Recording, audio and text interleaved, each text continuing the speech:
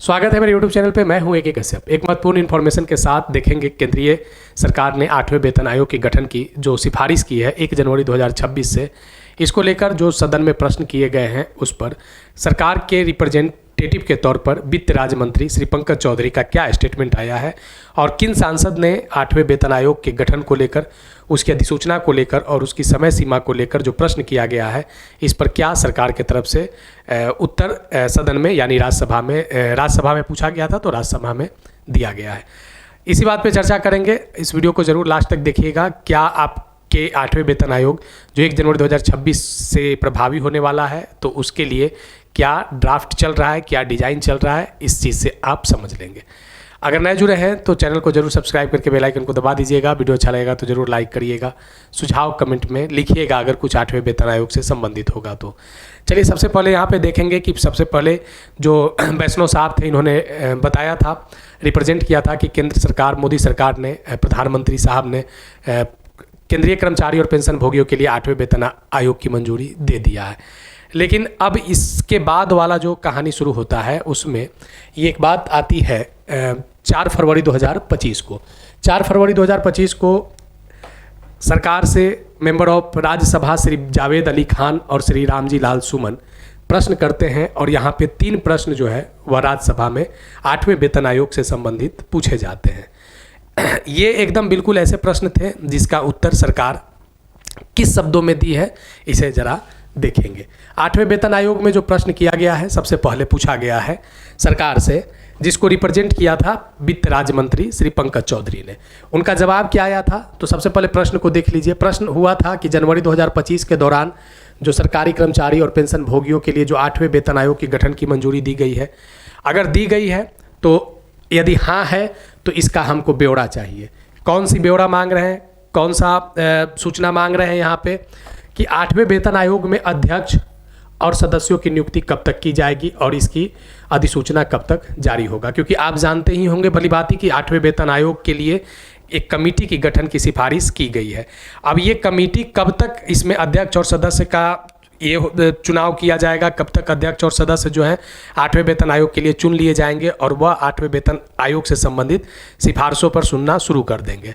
तो यह एक प्रश्न पूछा गया यदि हाँ है उसके संदर्भ में। दूसरा यहाँ पे प्रश्न पूछा गया कि 8वें में CPC द्वारा सरकार अपनी रिपोर्ट प्रस्तुत करने के लिए समय सीमा क्या है, क्योंकि अब लगभग बात करें तो लगभग 11 महीने का समय बचा हुआ है। केंद्र सरकार 1 जनवरी 2026 से इसे प्रभावी करने जा रही है। तो 11 महीने में कब तक आप इस समय सीमा को में 8वें वेतन आयोग को पूरा कर लेंगे। इसका उत्तर देखिए बड़ा कम शब्दों में सरकार के तरफ से आया है और इसका आंसर क्या है कि 8वें वेतन आयोग की गठन की मंजूरी दे दी गई है, लेकिन इस संदर्भ में जो ब्यौरा मांगा गया था उसमें एक ही लाइन में ये 2 प्रश्नों का उत्तर दे दिया गया कि उचित समय पर निर्णय लिया जाएगा। यानी अभी ये क्लियर नहीं हुआ है कि सदस्य और अध्यक्ष और सदस्यों के गठन कब तक किया जाएगा, जो कमेटी है कब तक गठन किया जाएगा, और यह भी क्लियर नहीं हुआ है कि जो सरकार अपनी रिपोर्ट 11 महीनों में अभी गठित नहीं हुआ है तो कितने महीनों के अंदर ये रिपोर्ट को प्रस्तुत करेगी। लेकिन एक बात को ये मानकर चलिए कि तैयारी सरकार कर ली है, 8वें वेतन आयोग को लागू करने के लिए संचालित कर रही है। क्योंकि एक लेटर है जो आप देख सकते हैं JCM स्टाफ साइट को रिप्रेजेंट किया गया है, रेफरेंस है, संदर्भ है जो भेजा गया है लेटर, वह Shri Shiv Gopal Mishra, secretary staff side, national council JCM को। यहाँ पे जो लेटर आया है सरकार के तरफ से, विभाग जो ministry of personal PG and pension department personal and training है, वहाँ से ये लेटर आया है। यहाँ पे टर्म ऑफ रेफरेंस मांगा गया है, जो JCM स्टाफ साइट को रिप्रेजेंट करते हैं मिस्टर शिव गोपाल मिश्रा, उनसे टर्म्स ऑफ रेफरेंस मांगा गया है इस संदर्भ में कि आप जो 8वें वेतन आयोग को लेकर जो मांगे हैं आप उसको डिज़ाइन करके आप स्टाफ साइट के सजेशन को आप हमारे ऑफिस को उसके संदर्भ में सूचित करें। यानी ये बात क्लियर हो चुका है कि सरकार जो है इस पर अपना काम शुरू कर दी है। अब ये जो सही और साफ शब्दों में जो सरकार के तरफ से उत्तर नहीं आया कि इसके लिए कब तक कमेटी गठित हो जाएगी या ये कमेटी में सदस्य, अध्यक्ष कौन होंगे, सदस्य कौन होंगे, और इसके अलावे कितने समय में ये सरकार अब इस कमेटी सरकार के पास अपनी रिपोर्ट को प्रस्तुत कर देगी।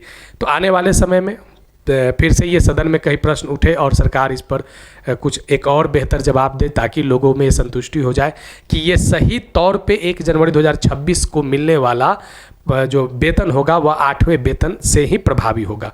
ऐसा तो नहीं कि आने वाले समय में ये और एक्सटेंड करे और एरियर के तौर पर आपको कुछ पीछे वाला वेतन की सुविधा दी जाए। तो यहाँ पे जो प्रश्न किया गया है उसका उत्तर जो सरकार ने कहा कि उचित समय आने पर देंगे, तो इसका इंतज़ार रहेगा लोगों को, खास करके जो सेंट्रल एम्प्लॉई हैं और पेंशनर्स हैं उन लोगों को। तो इस संदर्भ में जो सूचना निकल कर आई है, तो ये बताइएगा कमेंट में कि जो 8th पे कमीशन को लेकर सरकार जो कमिटी गठित करने की जो बात की है, तो क्या सच में इसमें लेट हो रहा है या नहीं हो रहा है। और अगर कुछ इसके अलावा 8th पे कमीशन को लेकर अगर कुछ सुझाव होगा तो आप ज़रूर कमेंट में लिखिएगा। वीडियो को लाइक ज़रूर कर दीजिएगा अच्छा लगा होगा तो, और नए जुड़े हैं तो चैनल को सब्सक्राइब करके ज़रा शेयर कर दीजिएगा। मिलेंगे आगे नेक्स्ट वीडियो नेक्स्ट टॉपिक में। धन्यवाद।